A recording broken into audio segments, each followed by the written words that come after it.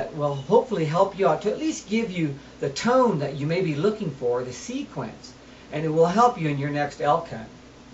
So we're not going to explain what each one of these, when they apply, or when you should use them in the woods, or what the situation or the encounter may be. That's what the DVDs are for.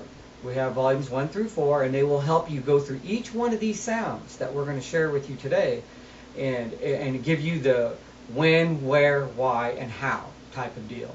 So let's go over some of these sounds and see which ones that you may know or ones you might be able to use in the future, or at least help you to appreciate what somebody else is talking about when you hear the term or phrase. These are pretty basic cow sounds. I'm going to be using right now the Screaming Tormentor and several other calls. And the first one we're going to go over is just kind of general cow talk.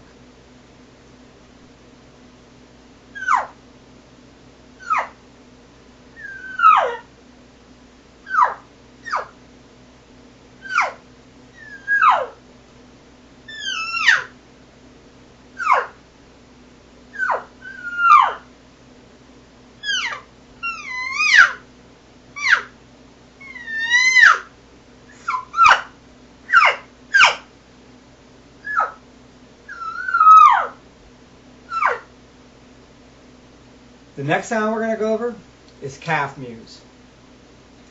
They're much shorter in duration and not nearly, again, as elongated.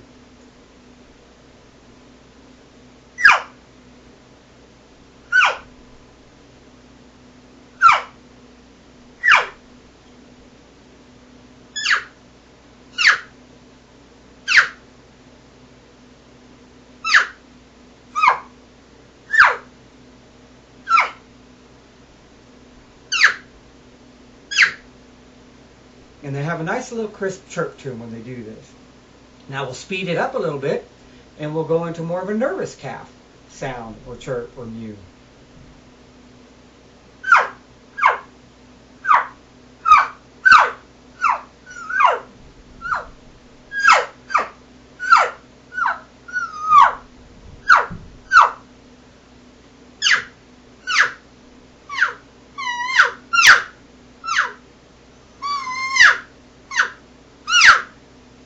Just using two different calls, trying to give you an idea, even though the tones are different, that they can still accomplish the same sound. Now let's just kind of mix it up, and we'll do some cow and calf talk.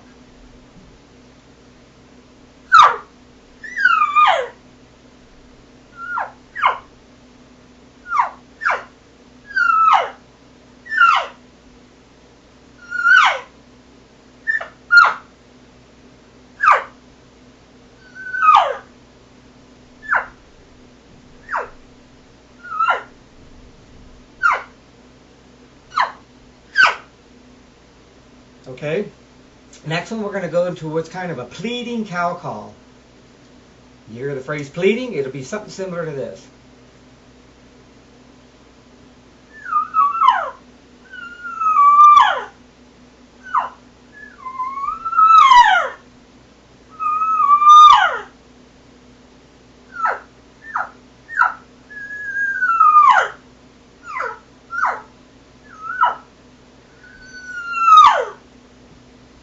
See, it's a little more elongated. It can still have a little pitchiness to it, but it's more of a plead. And it can even change from call to call.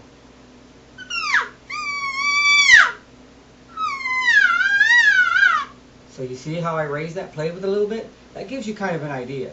Now we're going to go to what's called a lost cow sound, or lost cow call.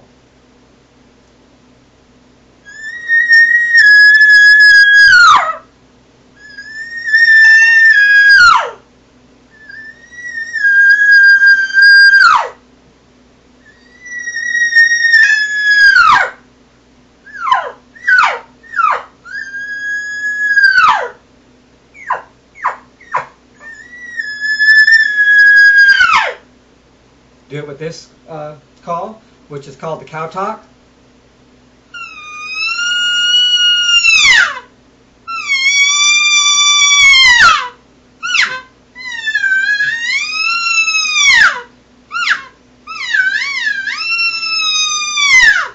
So you can break it up a little bit. You got a little pitchiness going there. And that's kind of what a cow will do 8, 10, 12 times. Okay, now we're going to go more of a excited, get a lot more pitch to it. Excited, even estrusy sounding.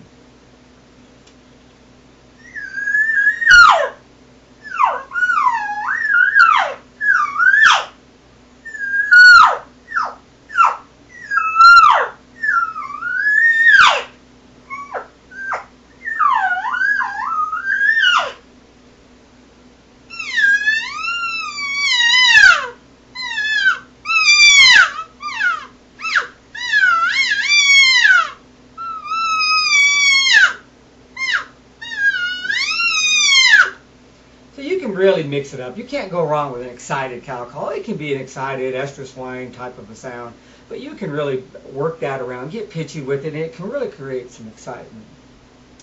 The next one we're going to do is kind of what I call a battling cow sequence, where two cows are kind of arguing or being annoying or even getting ready to come to battle. One challenging the other for dominance as far as being in lead cow position. And I usually like going to calls that are like the estrus whine or the Who's Your Daddy, because they really get that nice nasally pitch toward the end.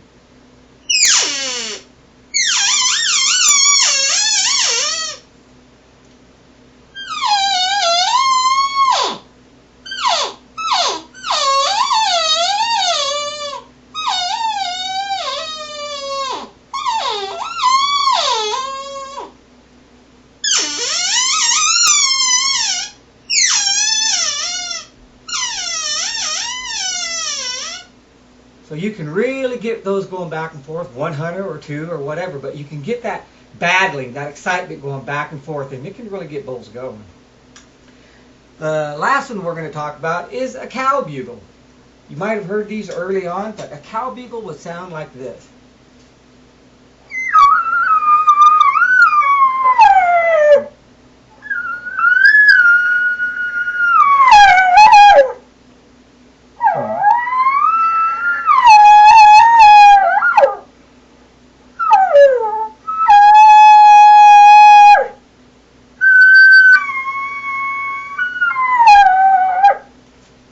Yep, they sound just like that. Wimpy. They can be going one way or another, but you never hear them grunting and chuckling like you didn't hear me end with anything like that.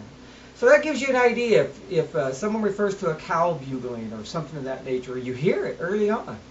This is what we're talking about. Well, I hope these sounds will help you out. It gives you kind of a direction, or it steers you in a way what a certain sound should sound like. Gives you something to go by. Elk can make all kinds of sounds, and you might say, oh, I heard somebody else make this sound or that sound. It sounded a little different than what you were saying, which is true. There's so many variations of it. You can hardly go wrong. It's just that the fact that you want to try to make the sound that you're trying to accomplish, whether it's excited or just calf mews or cow talk, use your own sound in your ears or in your mind that you think sounds right, but it should be somewhere along the lines like you heard right here. So again, if you want to pursue when these sounds would be heard and why you would use them, when you would use them, I can only steer you to the videos. There's a lot more time. We only have 10 minutes max on these short clips like this, and the videos have hours in them, so we have a lot more time to be able to explain to you that.